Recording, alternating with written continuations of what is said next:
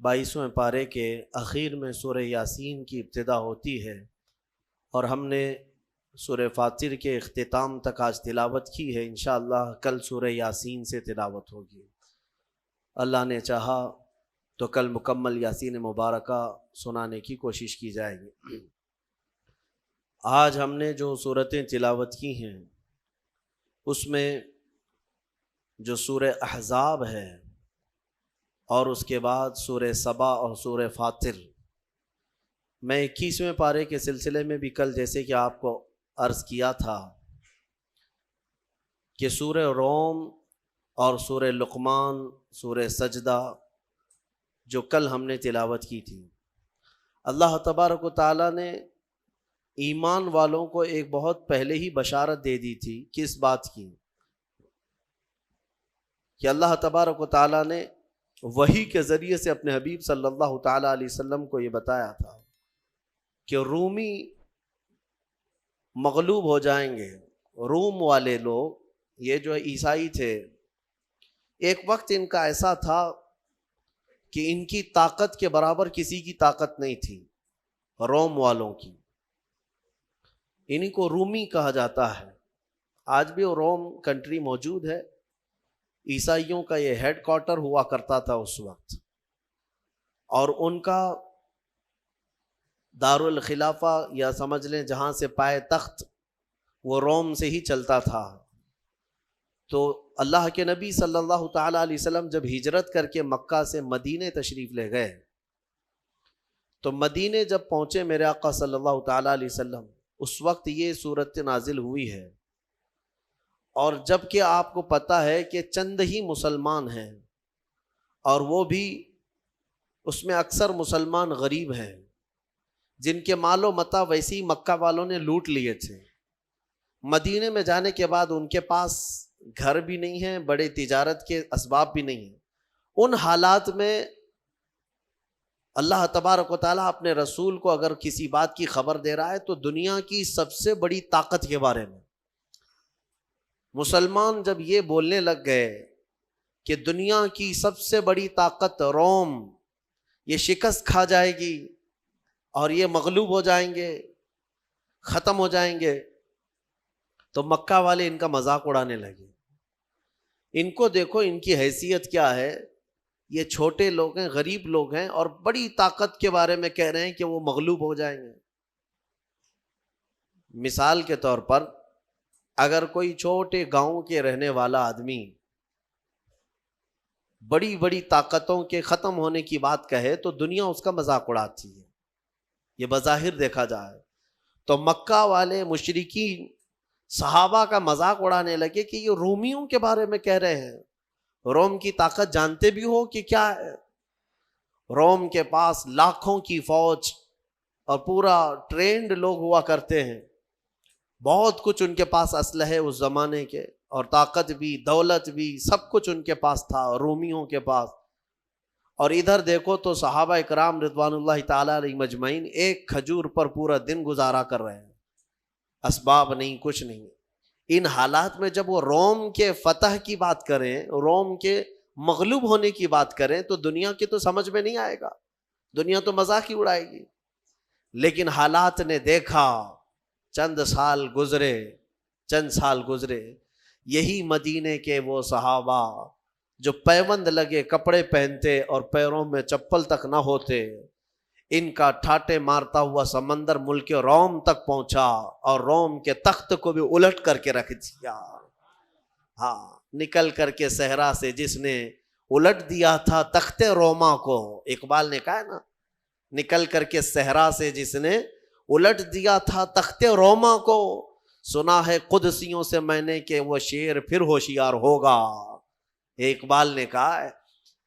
تو یہ وہی صحابہ کرام رضوان اللہ تعالیٰ علیہ مجمعین ہیں جن کو دیکھ کر کے مکہ والے مذاق اڑاتے تھے کہ ان کی حیثیت کیا ہے، لیکن انہوں نے دنیا کی سب سے بڑی طاقت سے ٹکر لیا، اور روم جو ہے شکست کھا کر بکھر گیا، کئی ٹکڑوں میں تقسیم ہو گیا، ان کے اندر آپس میں اختلافات بھر گئے۔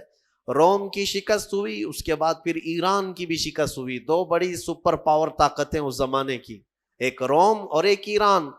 روم کو ہی قیصر کہتے ہیں، ایران کے بادشاہ کو کسرا کہتے ہیں۔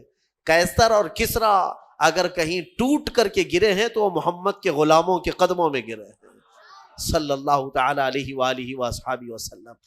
میرے عزیزو، یہ وہی صحابہ تھے جن کے بارے میں اقبال نے کہا تھا کہ کچھ بات تو ہے کہ مٹتی نہیں ہستی ہماری، صدیوں رہا ہے دشمن دور زماں ہمارا۔ اور پھر اقبال نے انہی کے لیے کہا تھا کہ تھمتا نہ تھا کسی سے سیل رواں ہمارا، کوئی روک نہیں پاتا تھا اس طوفان کو جو مدینے سے نکلا تھا۔ سارے خس و خاشاک بہا لے جائے، سارے ملک جو ہے ان کے زیر نگی ہو جائیں، پھر اچانک یہ زمانہ آیا کہ وہ سیلاب رک سا گیا ہے۔ ہاں، اس کو کسی نے بند باندھ دیا ہے، ایسا لگتا ہے جیسے فالج ہو گیا۔ ہاں، ایسا لگتا ہے جیسے کسی نے بہت تیز بریک لگا دیا۔ کون لگائے گا؟ خود ہی ہمارے اعمال ہیں، یہ ہمارے شامت اعمال کی وجہ ہے کہ ہمارے ٹائر چلنے سے اب رک چکے ہیں، قدم آگے بڑھنے سے اب رک چکے ہیں، جام ہو چکے ہیں۔ بس اس کا علاج وہی ہے جو صحابہ کرام نے محسوس کیا تھا، اور اس کو علاج کے طور پر ہی اقبال نے بتایا تھا، تمہارا علاج جو ہے صرف اتنا ہی ہے کہ محمد سے وفا تو نے، تو ہم تیرے ہیں، یہ جہاں چیز ہے کیا لوح و قلم تیرے ہیں، طریق مصطفیٰ کو چھوڑنا ہے وجہ بربادی، اسی سے قوم دنیا میں ہوئی ہے بے اقتدار اپنی، ہمیں کرنی ہے شہنشاہ بطحا کی رضا جوئی، وہ اپنے ہو گئے تو رحمت پروردگار اپنی۔ علاج بھی اسی میں ہے، سبب کچھ اور ہے جسے تو خود سمجھتا ہے، زوال بندے مومن کا بے زری سے نہیں، مال نہ ہونا یہ ہمارا زوال نہیں ہے، طاقت نہ ہونا، سیاست نہ ہونا، حکومت نہ ہونا، یہ ہمارے زوال کا سبب نہیں، ہمارے زوال کا سبب وہ تم کو بھی معلوم ہے کیا ہے، سب کو معلوم ہے، سبب کچھ اور ہے جسے تو خود سمجھتا ہے، اقبال نے کہا ہے، اور چھپاتے کچھ اور ہو، بولتے کچھ اور ہو، کہتے ہو کہ ہمارے پاس ایجوکیشن کی کمی ہے، ہمارے پاس سیاست کی کمی ہے، طاقت کی کمی ہے، اسباب کی، سبب کچھ اور ہے جسے تو خود سمجھتا ہے، یہ اسباب نہیں۔ اگر یہی سبب ہوتا کہ طاقت کی کمی، اسباب کی کمی، تو پھر ان صحابہ کے قدموں میں سارے ملک کیوں گرے پڑے جا رہے تھے جن کے پاس بظاہر کھجور بھی کھانے کو نہیں تھی، پہننے کے کپڑے بھی نہیں تھے، اور لڑنے کی تلواریں بھی نہیں تھی، پھر کیوں ٹوٹی جاتی تھی ان کے قدموں پہ دنیا؟ سبب کچھ اور ہے جسے تو خود سمجھتا ہے۔ وہ سبب کیا ہے؟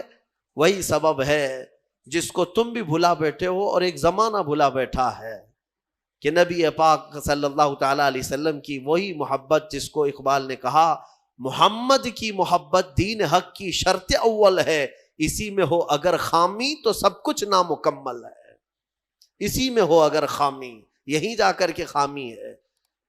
بہرحال رومی مغلوب ہو گئے، چند ہی سالوں کے بعد ملک روم ٹوٹ کر ختم ہو گیا، ان کی سلطنت جو ختم ہوئی تو پھر ویسی طاقت آج تک نہیں آ سکی، آج تک نہیں آ سکی۔ اور اسی طرح کسرا کی جو حکومت ختم ہوئی ایرانیوں کی، 14 صدیاں گزر گئی، آج تک دوبارہ پھر کوئی کسرا نہیں آیا، نہ کوئی قیصر آیا نہ کوئی کسرا آیا۔ کیوں؟ جو ضرب لگی تھی وہ نبی پاک کے غلاموں کی ضرب لگی تھی، جو ان کے قدموں میں ٹوٹ کر گر پڑے، پھر دوبارہ وہ طاقتیں آئی نہیں، اور میں کہتا ہوں انشاءاللہ قیامت تک نہیں آئے گی، قیامت تک نہیں آئے گی۔ میں آپ کو ایک خصوصیت بتاؤں سیدنا خالد بن ولید رضی اللہ تعالیٰ عنہ کی، آپ کی یہ اسپیشیلٹی ہے۔ حضور صلی اللہ علیہ وسلم کے صحابہ میں ایک صحابی سیف اللہ، اللہ کی تلوار ان کو کہا گیا، پتہ ہے آپ کو؟ حضرت خالد بن ولید رضی اللہ تعالیٰ عنہ نے تقریباً 9 سال کے اندر 125 جنگیں لڑی،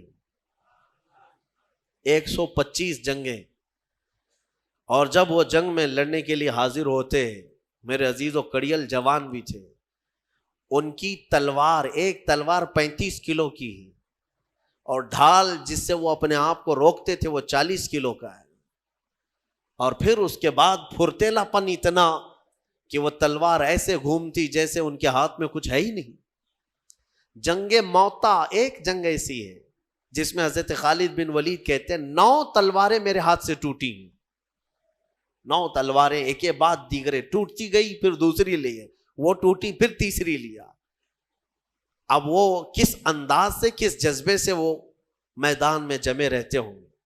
میں جو بات عرض کرنے جا رہا ہوں وہ یہ ہے کہ سیدنا خالد بن ولید کی سربراہی میں اور آپ کی سپہ سالاری میں جتنے علاقے فتح ہوئے، بہت علاقے ہیں، جارڈن ہے، ملک شام کے کئی علاقے ہیں، یمن کے کئی علاقے ہیں، یہ جتنے علاقے حضرت خالد بن ولید کی سرپرستی میں فتح ہوئے، یاد رکھیں توجہ کے ساتھ، اوروں نے بھی جنگیں کی ہیں، بادشاہوں نے بھی جنگ کی ہیں.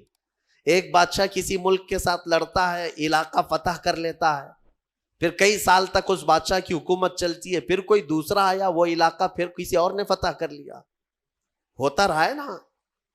ہندوستان پر ہی کئی مرتبہ کون کون حملے کیے، کس کی حکومت چلی، پھر وہ حکومتیں ختم ہوئی، پھر کوئی اور آیا، پھر کوئی اور آیا، یہ سلسلہ چلتا رہا ہے. لیکن خالد بن ولید رضی اللہ تعالیٰ عنہ کا ریکارڈ ہے کہ جو علاقے آپ کے زمانے میں فتح ہوئے، 1400 سال گزر گئے، آج تک وہ علاقہ پھر کسی اور کے پاس نہیں گیا. آج تک وہ علاقہ کوئی اور فتح نہیں کر سکا. آج بھی وہ دامن اسلام میں ہے، آج بھی وہاں پرچم اسلام ہی لہرا رہا ہے. یہ سیدنا خالد بن ولید رضی اللہ تعالیٰ عنہ کی فتح ہے. بہرحال میں بات جو عرض کر رہا تھا وہ یہی ہے کہ نبی پاک صلی اللہ تعالیٰ علیہ وسلم کے غلام بظاہر اسباب کچھ نہیں تھے، لیکن انہوں نے پوری دنیا کو اپنی طاقت کا لوہا منوا کر رہے ہیں. احزاب، سورہ احزاب کی ہم نے کل تلاوت کی ہے اور آج بھی کچھ حصہ اس کا. ایک جنگ ہوئی ہے جس کو احزاب کہتے ہیں، اور جنگ خندق نام سنا ہوگا، خندق کو ہی احزاب کہتے ہیں. جنگ خندق کا ہی نام جنگ احزاب بھی، غزوہ احزاب. یہ جنگ بڑی آزمائش کی تھی. بعض لوگوں کو ایسا لگتا ہے کہ جنگوں کا ذکر کیوں؟ میرے عزیزو، اگر میں جنگوں کا ذکر نہ کروں تو میرے نبی کی سیرت ہی کمپلیٹ نہیں ہوگی. کسی کو برا لگتا ہے تو مجھے کیا فرق پڑتا ہے؟ میرے دامن اسلام میں جو تاریخ ہے وہ بتا کر کے رہوں گا. ظاہر سی بات ہے کسی اور کو اگر تکلیف ہوتی ہے تو اس کی تکلیف کا سبب میں نہیں ہوں، اس کا کوڑ دماغ ہے. ہر ایک کی تاریخ میں کچھ نہ کچھ جنگیں ہوئی ہیں، بہت سارے لڑائیاں ہوئی ہیں. ظاہر سی بات ہے کہ ہمارے اس ملک عزیز ہندوستان کے آزادی کے وقت کیا جنگیں نہیں ہوئی؟ اگر انگلینڈ والے، برٹش لوگ بولنے لگ جائیں کہ نہیں آزادی کے قصے مت سناؤ، ہمیں برا لگتا ہے، تو ہم کیا کریں؟ ہم تو انگریزوں کو مار بھگائے نا، انگریزوں کے خلاف جنگ ہوئی ہے. اب انگریز اگر یہ کہنے لگ جائے کہ نہیں آزادی کے قصے مت سناؤ، ہمیں برا لگتا ہے، تو ان کے برا لگنے سے میں اپنے ملک کی آزادی کے قصے سنانا نہیں چھوڑوں گا. یہ میرا اپنا حق ہے. دین اسلام کے ابتدا میں جن ظالموں نے اسلام کے خلاف کوششیں کی اور ان کی ہرزہ سرائیوں کو اور ان کی دشمنیوں کو کیسے زیر کیا میرے نبی کے غلاموں نے، یہ سنانا میرا حق ہے اور ہر مسلمان کا حق ہے. کیونکہ جو بھی سازشیں ہوتی رہی ہیں ان کو سنانا یہ بچوں کے لیے یہ نہیں ہے کہ ہم جنگجو بنا رہے ہیں، بلکہ ہم اپنی عظیم روشن تاریخ ان کے سینوں میں منتقل کر رہے ہیں. اور حق کسے کہتے ہیں، باطل کسے کہتے ہیں، یہ سمجھانا ہر باپ کی ذمہ داری ہے. احزاب، یہ جنگ بھی جو ہوئی ہے، خندق، مشرکین کے ساتھ لڑائی ہوئی، دشمنوں کے ساتھ. ایک بات میں آپ کو بتاؤں، پہلے بھی میں نے عرض کیا ہے، حضور پاک صلی اللہ تعالیٰ علیہ وسلم اور ان کے صحابہ مکہ والوں کو چھیڑ کر کے لڑنے کے لیے جاتے تھے، یا مکہ والے لڑنے کی تیاریاں کیا کرتے تھے؟ الزام ہے نا آج بہت سارے لوگ کہ یہ جنگیں کرتے تھے. اس کی میں ایک وجہ بتاتا ہوں آپ کو. آپ اگر سینس رکھتے ہیں، تھوڑی بہت عقل رکھتے ہیں تو خود سمجھ لیں گے. اگر ہبلی، اللہ نہ کرے، ہبلی شہر ہے اور بیلگام شہر ہے، 2 بڑے شہر ہیں، دونوں شہر کے کچھ لوگوں کے درمیان لڑائی ہو گئی یا کچھ معاملات ہو گئے. ہبلی کے آس پاس میں اگر لڑائی ہوئی ہے تو آپ کیا کہیں گے اس چیز کو؟ عقل والے سمجھتے ہیں بیلگام والے لڑنے آئے تھے یا ہبلی والے گئے تھے؟ وہ لوگ 100 کلومیٹر دور سے سفر کر کے یہاں آئے ہیں، اسی لیے قریب میں لڑائی ہوئی. اور اگر اس شہر کے قریب میں لڑائی ہوتی تو آپ پر الزام ہوتا کہ آپ گئے تھے لڑنے کے لیے. بات صحیح ہے. اب جتنی بھی جنگیں آپ دیکھیں گے، جنگ بدر، جنگ احد، جنگ خندق، یہ سب مدینے کے آس پاس ہوئی ہیں.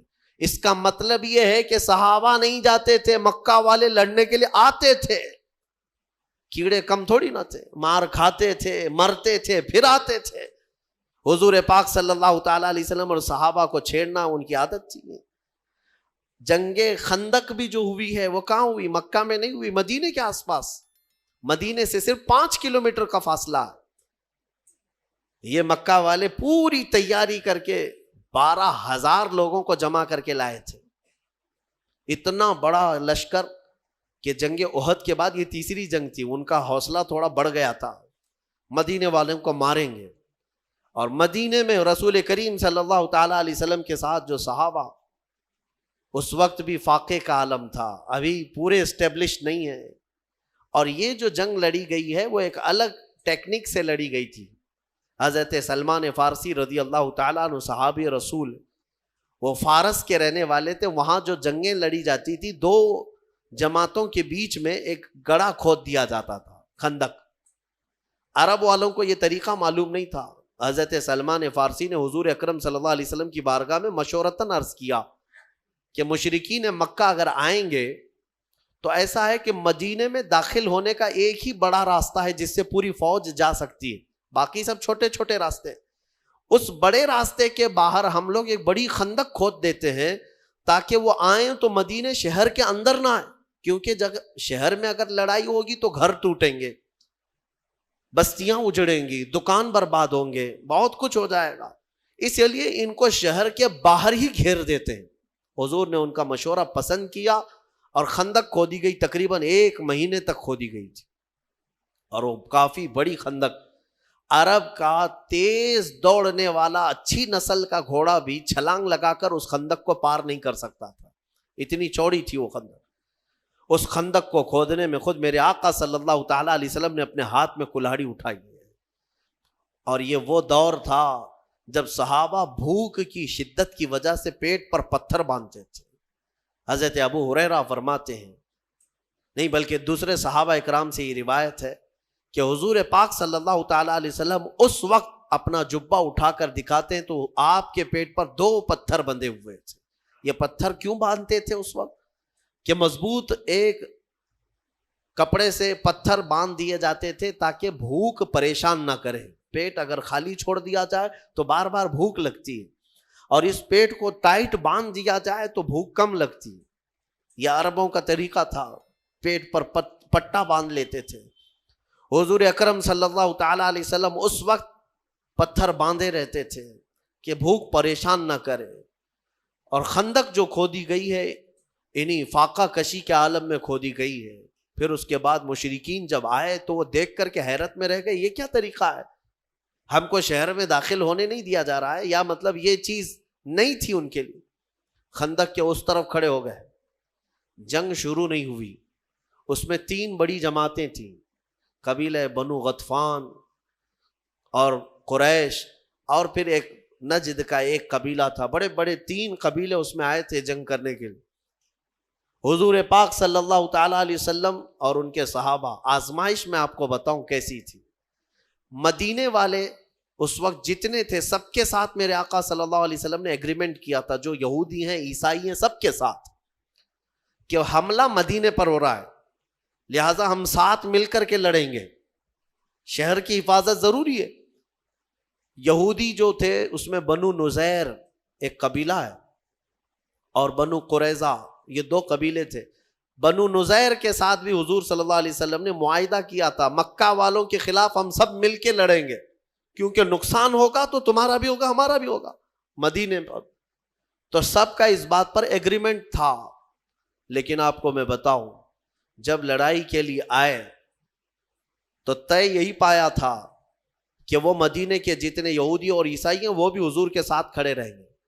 لیکن ان ظالموں نے کیا کیا؟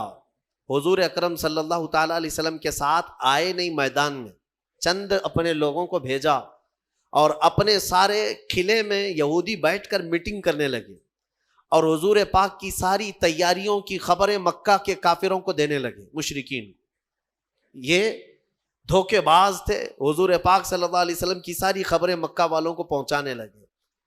انہوں نے دھوکہ دیا، خدا کیا، غش کیا، یہ ساری چیزیں ہوئی۔ اب جو حضور کے ساتھ تھے اس میں کچھ منافقین بھی آئے ہوئے تھے اور وہ موسم کی سختیاں دیکھنے لگے، ایسی ہوائیں تیز چلی کہ لوگوں کا کھڑا ہونا مشکل تھا وہاں۔ ہنالک ابتلی المؤمنون وزلزلوا زلزالا شدیدا، اللہ فرماتا ہے یہ وہ جگہ تھی جب مومنوں کو آزمایا گیا اور انہیں بہت اچھی طرح سے ہلا دیا گیا تھا۔ وَإِذْ يَقُولُ الْمُنَافِقُونَ، اور اس دن منافق یہ کہہ رہے تھے، کیا کہہ رہے تھے؟ ارے ہمارے گھر میں عورتیں خالی ہو گئی ہیں، چھت اڑ گئی ہیں اور ہم کو جانا ہے مدینے میں، یہ کہہ کر کے حضور کو چھوڑ کر چلے گئے۔ جو جماعت میں یہ وہ لوگ تھے جو مسلمان نظر آتے تھے، حضور کے ساتھ نماز بھی پڑھتے تھے، ان کا سب مسلمانوں کے ساتھ چلتا تھا، لیکن جب حالات سخت ہو گئے بھاگ گئے۔ وہ ایک ہی لاٹھی سے بھاگنے والے لوگ سب مدینہ میں بھاگ کر کے چلے گئے، اور میدان میں کون بچے؟ وہی صحابہ جو نبی پاک صلی اللہ تعالی علیہ وسلم کے لیے اپنی جان بھی قربان کرنے کے لیے حاضر رہا کرتے تھے۔ وہ عاشقین کی جماعت کھڑی رہ گئی، اس میں چند لوگ تھے۔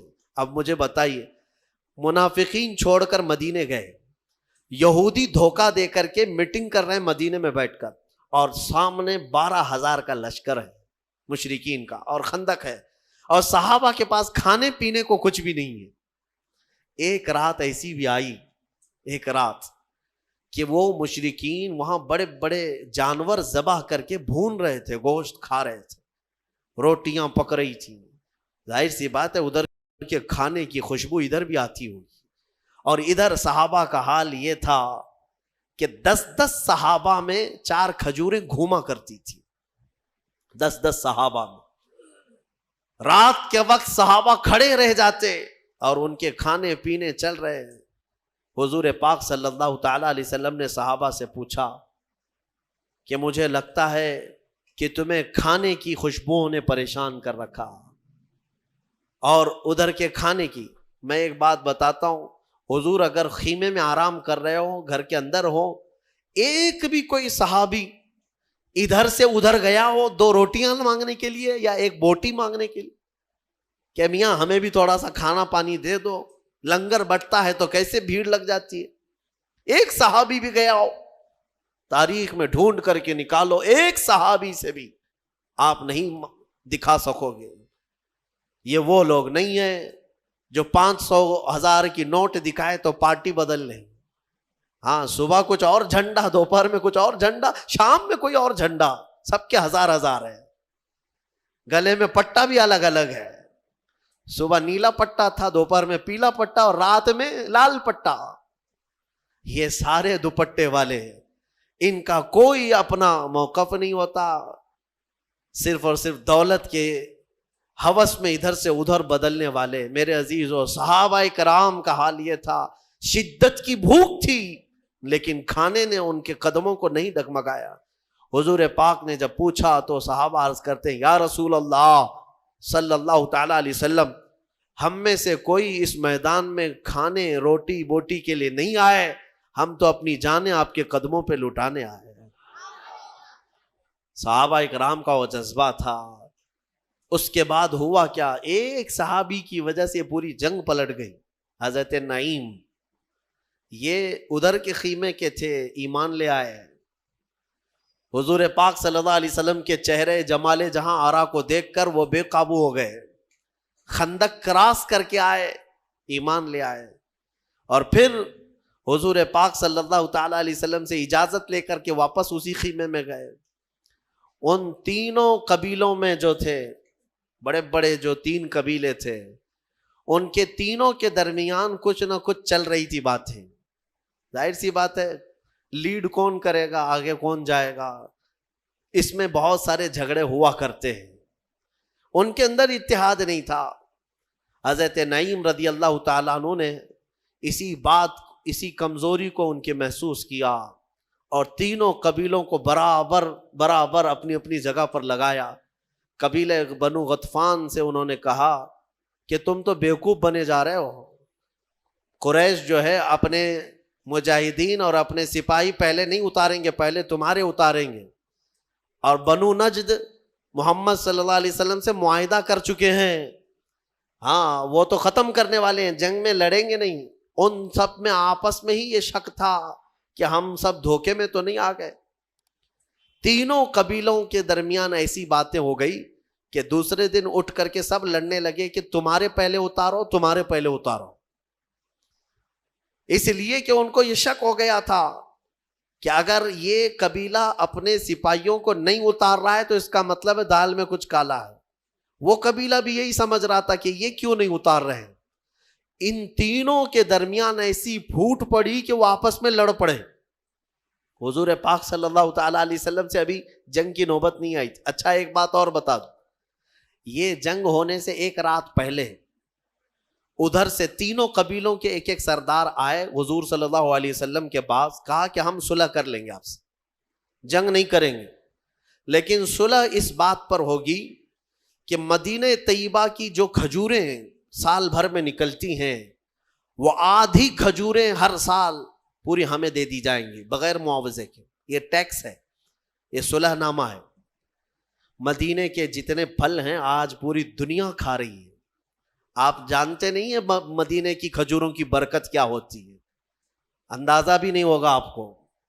میرے عزیزو، آج کے زمانے میں کہہ رہا ہوں مدینے کے باغات کی جو کھجوریں نکلتی ہیں، آپ کو پتہ بھی ہے سال میں 2 کروڑ حاجی وہاں پہنچتے ہیں، 2 کروڑ تقریباً، حج کے، عمرہ کے، رمضان کے، یہ سب ملا کر سال بھر میں 2 کروڑ لوگوں کا آنا جانا ہوتا ہے، اور 2 کروڑ میں سے ہر کوئی اگر 1 کلو بھی کھجور لے جاتا ہے تو 2 کروڑ کلو کھجور صرف مدینے سے نکلتی ہے۔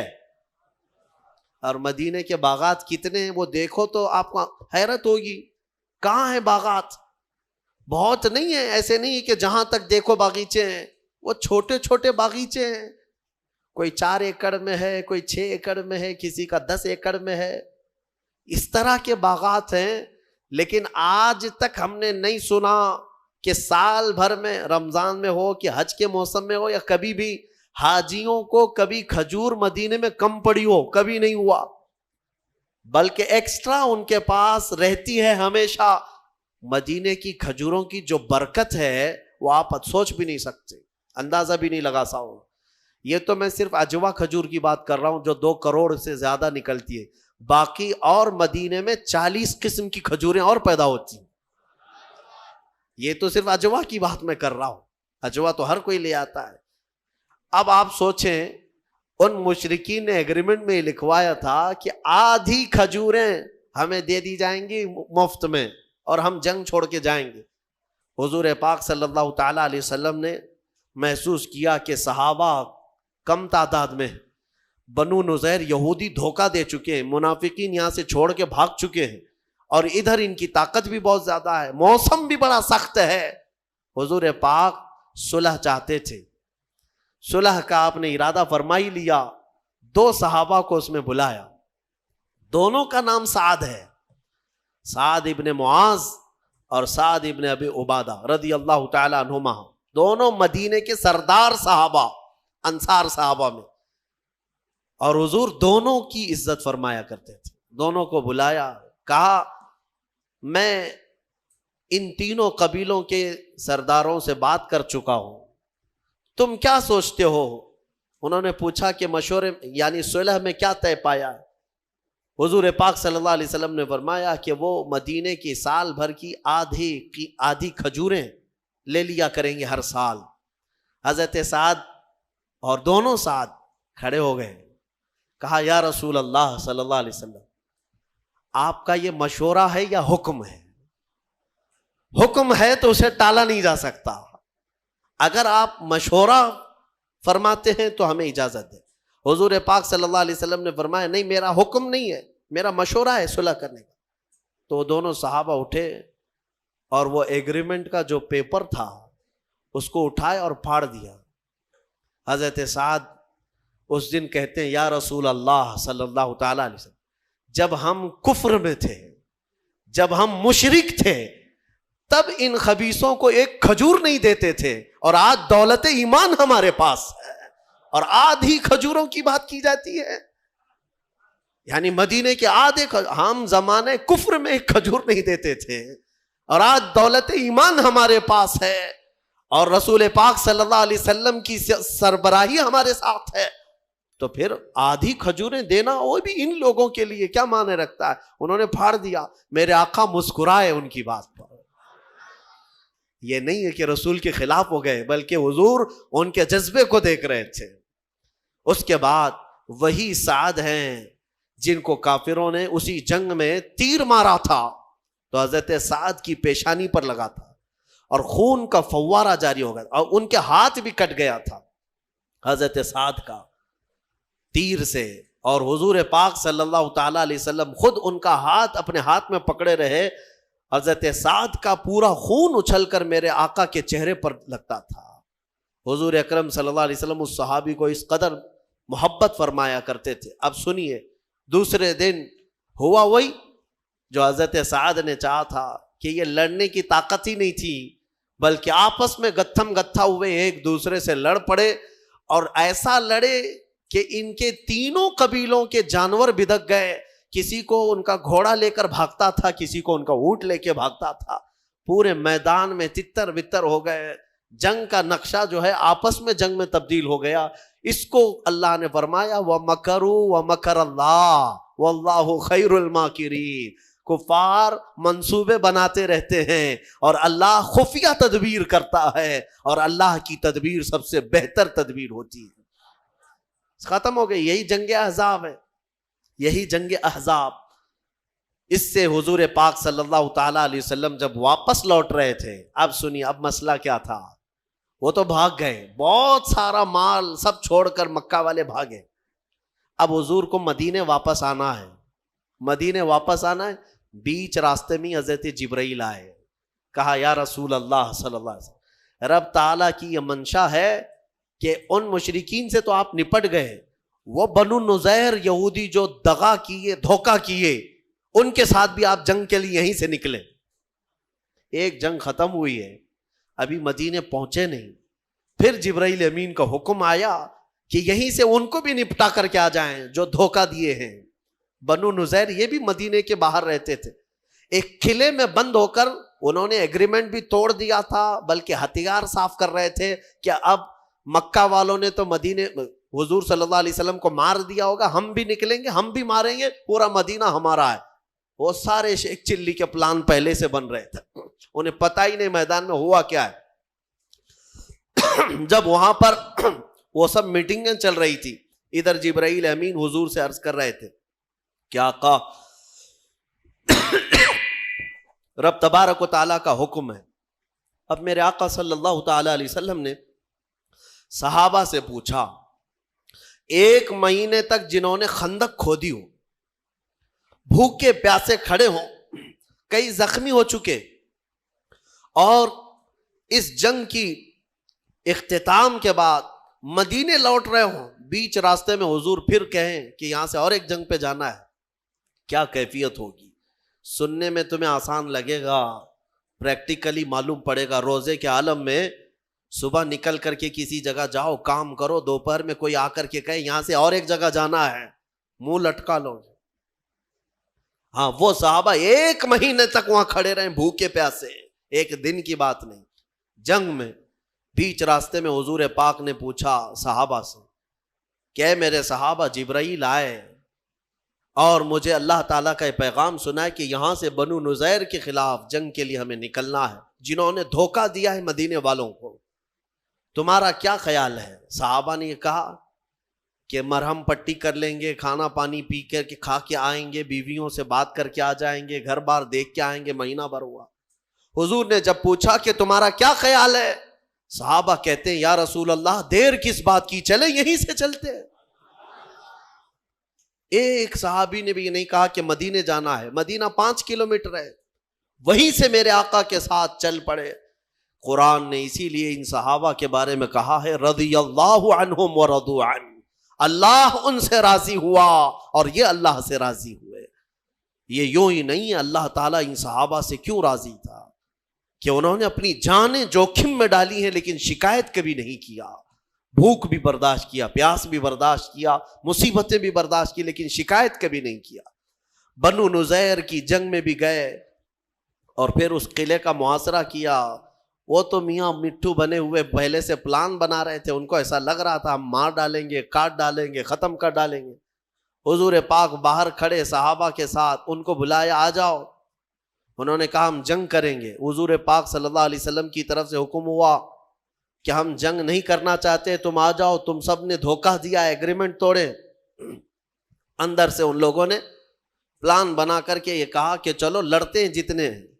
کیا لڑ پاتے محمد عربی صلی اللہ علیہ وسلم کے ان شیروں کے ساتھ. نیچے آئے, دوپہر تک نہیں ہوئی کہ سب کے سب وہیں ڈھیر ہو گئے. کئی قیدی بن گئے اور کئی مارے گئے, اور اس کے بعد اس علاقے کو, اس اڈے کو بھی ہمیشہ کے لیے ختم کر دیا گیا, بنو نذیر. اب مدینہ طیبہ میں نبی پاک صلی اللہ تعالی علیہ وسلم کی اسی سلطنت کا اسٹیبلشمنٹ ہوا جو آج تک ہمارا مرکز اسلام ہے. ہرزہ سرائیاں مدینے کو خراب کرنے کی اس وقت سے کوششیں ہوتی رہی, جنگیں یوں ہی نہیں ہوئی ہیں. وجہ تو کچھ تو رہی ہے. کوئی بھی جہاد میرے پاس لا کر کے دکھاؤ, میں اسباب بتاتا ہوں, اس کے ریزن بتاتا ہوں کہ کیوں ہوئی, تب تمہیں پتا چلے گا کہ انصاف اور حق کس کی طرف ہے. یقیناً میرے آقا صلی اللہ علیہ وسلم رحمت للعالمین ہے.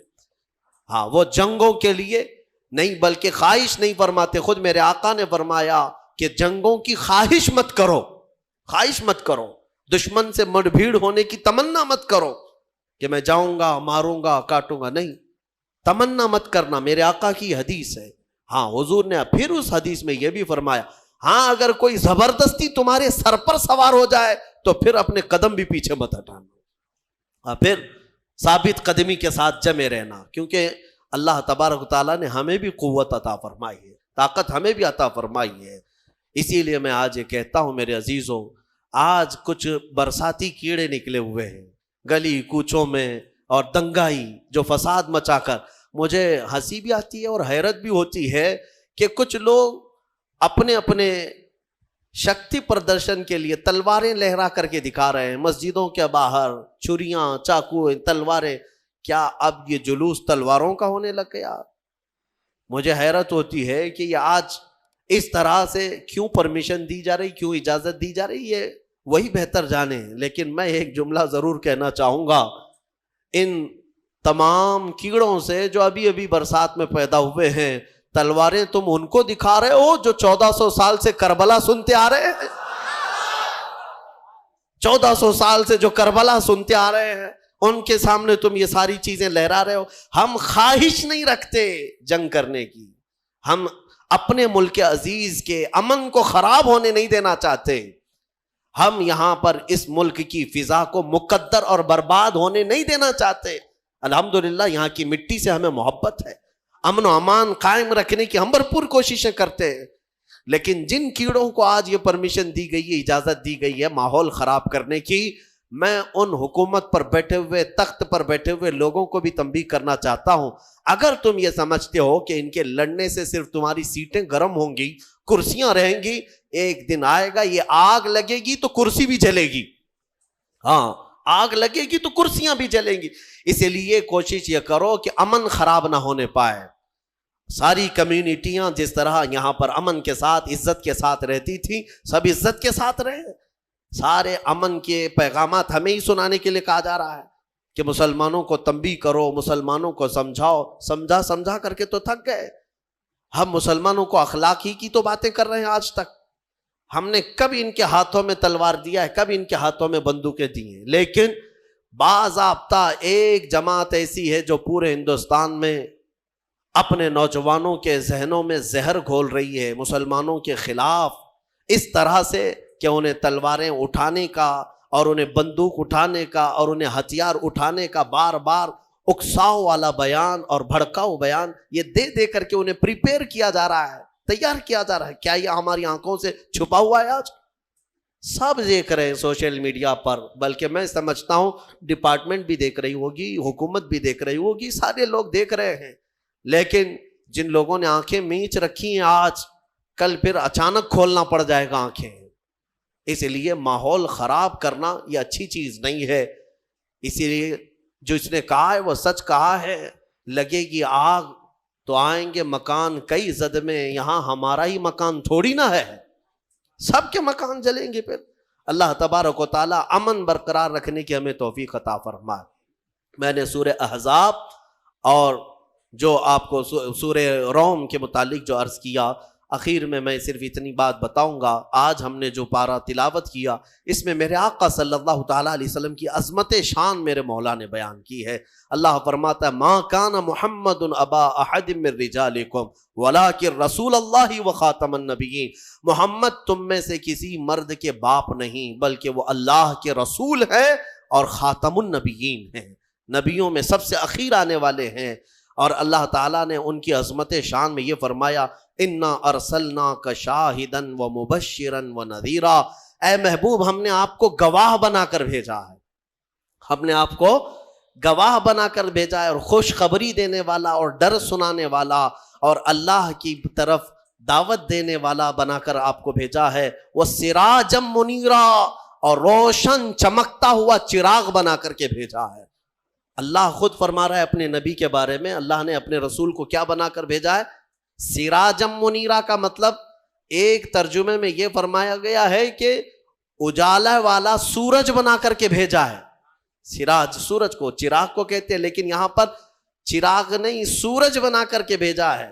اسی لیے ہم اپنے نبی پاک صلی اللہ تعالیٰ علیہ وسلم کے بارے میں یہ موقف رکھتے ہیں کہ نبی اکرم صلی اللہ تعالیٰ علیہ وسلم ہے مدینے میں، لیکن ان کی چمک ہر علاقے میں موجود ہے، پوری دنیا میں ان کی چمک ہے. جب سورج ایک جگہ طلوع ہوتا ہے، ہر جگہ نظر آتا ہے، تو مدینے کا سورج بھی ہوگا اپنی قبر انور میں آرام فرما، لیکن ہر مومن کے دل میں بھی ہے اور ہر عاشق کی آنکھوں میں بھی ہے، ہر جگہ پر موجود ہے. وہ حاضر و ناظر ہے. ہمارا عقیدہ ہے نا، حضور پاک صلی اللہ علیہ وسلم حاضر بھی ہیں، ناظر بھی. حاضر و ناظر کا مطلب کیا ہے؟ حاضر کا مطلب موجود، ناظر کا مطلب دیکھنے والا. وہ ایک ہی لفظ سے سمجھ میں آ جاتا ہے. اللہ فرماتا ہے اے محبوب ہم نے آپ کو گواہ بنا کر بھیجا ہے. گواہ کون ہوتا ہے؟ گواہ کس کو کہتے ہیں پتہ ہے نا؟ مثال میں آپ کو بتاتا ہوں، اگر یہاں ایکسیڈنٹ ہو گیا یا کچھ ایسا حادثہ ہو گیا اور اس وقت آپ کورٹ میں پیش کیے گئے پولیس کی طرف سے، جج آپ سے سب سے پہلا جو سوال کرتا ہے وہ کیا ہے؟ کیا تو حادثے کے وقت موجود تھا؟ اگر آپ کہیں گے نہیں تھا تو کیا تمہاری گواہی، تم کو وٹنس بنایا جا سکتا ہے، ساکشی ہو سکتے ہو؟ نہیں. جج کہے گا وہاں نہیں تھے تو پھر یہاں کیوں آئے؟ دوسرا سوال جج کا یہی ہوتا ہے جب یہ حادثہ ہوا کیا تو اپنی آنکھوں سے دیکھا ہے؟ آئی وٹنس اس کو کہتے ہیں. گواہ کا اس جگہ پر ہونا بھی ضروری ہے اور دیکھنا بھی ضروری ہے، تب جا کر کے اس کی گواہی قبول ہوگی. اب حضور گواہ ہیں تو کس کے گواہ ہیں؟ تفسیر میں فرمایا گیا پوری امتوں کے حضور گواہ بنا کر اٹھائے جائیں گے.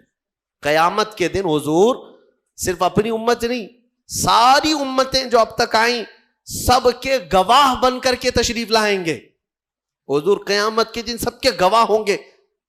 کس چیز کے گواہ؟ ان کے اعمال کے. یہ سب اپنے نبیوں کو جھٹلائے ہوں گے دنیا میں، لیکن وہاں کہہ رہے ہوں گے ہمارے پاس نبی آئے ہی نہیں تھے. پھر رب تبارک و تعالیٰ رسول سے فرمائے گا آپ کیا فرماتے ہیں؟ حضور کی گواہی وہاں پر لی جائے گی کہ یہ جھوٹ بول رہے ہیں، نبی آئے بھی تھے اور تبلیغ بھی کیے تھے. اب پتہ یہ چلا کہ رسول پاک ساری امتوں کے اگر گواہ بنا کر قیامت کے دن تشریف لائیں گے تو اس کا مطلب یہ ہے کہ ہر زمانے میں میرے آقا حاضر بھی تھے اور ناظر بھی تھے، موجود بھی ہیں اور دیکھ بھی رہے ہیں، آج بھی وہ دیکھ رہے ہیں. بہرحال اللہ تبارک و تعالی ہمیں اہل سنت و جماعت پر قائم و دائم رکھے. پہلی چیز اپنوں کا چھوڑ کر بھاگ جانا، اور دوسرا اپنوں کا اپنے سامنے مر جانا. یہ دونوں چیزیں ہمیں دیکھنا پڑے گا. بہت سارے ایسے ہوں گے جو چھوڑ کر جا چکے ہوں گے، دامن چھڑا رہے ہوں گے، بھاگ چکے ہوں گے، اور کچھ وہ ہوں گے جو لڑتے لڑتے اپنی جان دے چکے ہوں گے. یہ دونوں بھی بہت سخت مسئلے ہیں میرے عزیزو. انسان کو یہ پگھلا دیتی ہیں چیزیں. اگر آپ کو ایسا لگے کہ میرے اپنے جاننے والے لوگوں میں سے کچھ لوگ مجھے چھوڑ کر بھاگ جا رہے ہیں، تو یہی انسان ٹوٹ جاتا ہے. اس کے دل کی کیفیت بدلنے لگ جاتی ہے. وہ پھر مایوسی کا شکار ہونے لگتا ہے. میری جماعت میں 100 لوگ تھے، 90 تو بھاگ رہے ہیں، 10 کیا کریں گے؟ اس کا اندر سے جو عزم تھا، حوصلہ تھا، وہ ڈاواں ڈول ہونے لگ جاتا ہے. اپنوں کا چھوڑنا یہ بہت بڑی آزمائش ہوتی ہے. وہ کسی بھی میدان میں آپ دیکھ لیں، کسی بھی میدان میں اپنے لوگ اگر چھوڑ دیتے ہیں تو یہ اس کے لیے آزمائش ہے بہت بڑی. اور دوسری آزمائش تو یہ ہے، بچے آدھے تھے، اس میں سے تو آدھے انتقال کر گئے. کبھی میرا عزیز دوست، کبھی میرا عزیز مشورہ دینے والا مشیر، کبھی بہت زیادہ مجھے سپورٹ کرنے والا، ایسے لوگ جب انتقال کرنے لگ جائیں تب پھر آدمی پھر ٹوٹ جاتا ہے.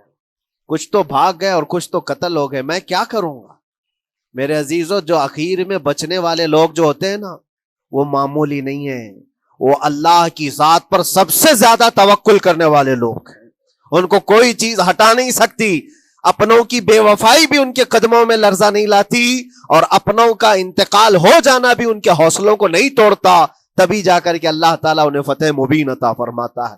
اور یہ چیز ملحمت الکبریٰ میں دیکھی جانے والی تھی، دیکھی جانے والی تھی، جو قیامت کے قریب ہونے والی جنگ ہے. لیکن میرے عزیزوں، آج ہم نے اپنی آنکھوں سے یہ مشاہدہ کیا ہے غزہ کی سرزمین پر، فلسطین میں 15 مہینے کے بعد آج صہیونی حکومتیں اور یہودی غاصب حکومتیں صلح کرنے پر اور ایگریمنٹ کرنے پر مجبور ہو گئی. دنیا ان کے منہ پر تھوک رہی ہے. تم 50,000 سے زیادہ لوگوں کو قتل کر کے صرف 200 لوگوں کو چھڑانے کے لیے آج بھی فتح کا جشن منا نہیں پا رہے ہو، بلکہ پھر جھک کر کے ان کے ساتھ معاہدہ ایگریمنٹ کرنے پر مجبور ہو. یہ فتح ان بچوں کی نہیں ہے تو اور کیا ہے، ان مظلوموں کی نہیں ہے تو اور کیا ہے، جن کے پاس کھانے کو روٹی نہیں ہے اور پہننے کو کپڑے تک نہیں رہ گئے، ان کے علاج معالجے کے لیے دوائیاں نہیں رہ گئی، لیکن عزم اور حوصلہ ایسا ہے کہ اللہ ابھی ہمارے ساتھ. میرے عزیزو، ان کے توکل اور ان کے عزم کے متعلق یہ صرف اور صرف اخبار کی باتیں نہیں ہیں، سوشل میڈیا کی باتیں نہیں ہیں. مخبر صادق رسول کریم صلی اللہ علیہ وسلم نے 1400 سال پہلے ہی بشارت دی تھی. اللہ کے نبی صلی اللہ علیہ وسلم فرماتے ہیں کہ دمشق کے ابواب یا پھر بیت المقدس کے آس پاس رہنے والوں میں ایک جماعت ہمیشہ قیامت تک ایسی رہے گی جو حق کے لیے لڑتی رہے گی. حضور پاک صلی اللہ علیہ وسلم فرماتے ہیں حق کے لیے وہ لڑتی رہے گی، قیامت تک ایک جماعت ہوگی. اور ان کی فضیلت میں میرے آقا فرماتے ہیں کہ ان لا یضرهم خذلان من خذلهم، ان کو دھوکہ دینے والوں کا دھوکہ ان پر کچھ اثر نہیں کرے گا، یا پھر ان کو چھوڑ دینے والے یا ان کی بات نہیں کرنے والے، یہ سب چیزیں ان کو کچھ بھی ضرر نہیں پہنچائیں گی. میں اس سے قبل اسی مسجد میں آپ کے پاس اس حدیث کو دہرا چکا ہوں، بیان کر چکا ہوں. اللہ کے نبی صلی اللہ علیہ وسلم فرماتے ہیں ان کو کوئی چیز نقصان نہیں پہنچائے گی، دھوکہ دینے والوں کی دھوکہ دڑی ان کا کچھ نقصان نہیں پہنچائے گی. آپ ہو سکتا ہے سوال کریں، عمارتیں ٹوٹ کر راکھ میں بدل گئی، ہزاروں بچے قبروں میں سو گئے، کتنی عورتیں بیوہ ہو گئیں، کتنوں کے گھر اجاڑے گئے، کتنوں کے ہاتھ پیر توڑے گئے ہیں، بمباری میں وہاں پر کون صحیح سلامت رہا، 2 لاکھ کے قریب لوگ متاثر ہوئے، اور مولانا آپ کہتے ہیں حضور نے فرمایا حدیث میں ان کو کچھ نقصان نہیں ہوگا. یہ نقصان نہیں ہے تو اور کیا ہے؟ ہو سکتا ہے آپ کے ذہن میں یہ سوال گردش کر رہا ہو، آپ بار بار یہ سوچ رہے ہوں گے اللہ کے نبی نے فرمایا ان کو کوئی چیز نقصان نہیں دے گی، دھوکہ دینے والوں کی دھوکہ دڑی سے ان کا کچھ بگڑے گا نہیں. اتنا تو بگڑ چکا، پورا راکھ میں بدل گئے، علاج کرانے کے لیے دوائی تک نہیں ہے، تو پھر کیا؟ اللہ کے نبی نے کیا فرمایا کہ ان کو نقصان نہیں پہنچے گا، ان کو ضرر نہیں ہوگا. پھر یہ ساری تکلیفیں اور یہ ضرر کیا ہے؟ میں بتاتا ہوں میرے عزیزوں، جسم کا نقصان، جان کا نقصان، مال کا نقصان، جائیداد کا نقصان، یہ اللہ کے نبی نے نہیں فرمایا. یہ نقصانات مومن کے لیے کوئی معنی نہیں رکھتے. اگر ایمان سلامت ہے تو پوری کائنات سلامت ہے، اور یہ اللہ تبارک و تعالیٰ نے آج تک ان کے ساتھ رکھا ہے، ان کا ایمان محفوظ ہے، ایمان موجود ہے، جس کی وجہ سے یہ سارے نقصانات کچھ معنی نہیں رکھتے، اس لیے کہ یہ تکلیفیں، یہ جو ساری مصیبتیں آئی ہیں، اس پر تو اللہ تعالیٰ نے اجر عظیم کا وعدہ فرمایا ہے، اجر عظیم کا وعدہ فرمایا ہے۔ ہاں اگر ایمان ہی چلا جاتا تو پھر کون سی جنت ملتی، کون سی خوشبو جنت پاتے، کچھ نہیں ہوتا۔ ایمان سلامت ہے، جس کی وجہ سے انہیں دنیا میں بھی اللہ سرخروئی عطا فرمائے گا۔ ایک بھی جگہ سے کہیں ان نہتے مسلمانوں کو جو غریب مظلوم ہیں اور ٹوٹے پوٹے ہاتھوں اور ٹکڑے پہنے ہوئے بچے ہیں، ان کو کوئی یہ نہیں کہتا کہ یہ ظالموں کے لوگ ہیں، بلکہ ہر کوئی یہ کہتا ہے ایک ظالم کے خلاف جس کے پاس دنیا کے سارے آئٹم پاور ہیں، لیکن یہ نہتے بچے کھڑے ہیں، دعائیں بھی ان کے ساتھ ہیں اور رحمت الہی بھی ان کے ساتھ ہے۔ سلام ہے ان غزہ کے مظلومین کو، اور وہاں تو بچے، مرد تو مرد، عورتیں، آپ نے سنا ہوگا ان جوان لڑکیوں کا میں نے دیکھا تھا، وہ کہہ رہی تھی کہ ہم رات کو برقع پہن کر کے اور رات کو ہم حجاب پہن کر کے سو جاتی ہیں، اس لیے کہ بمباری میں جب گھر تباہ ہو جاتے ہیں، صبح لوگ لاشیں اٹھانے آتے ہیں تو کہیں ہم بے پردہ لاشوں میں نہ مل جائیں۔ سلام ان بہنوں کو۔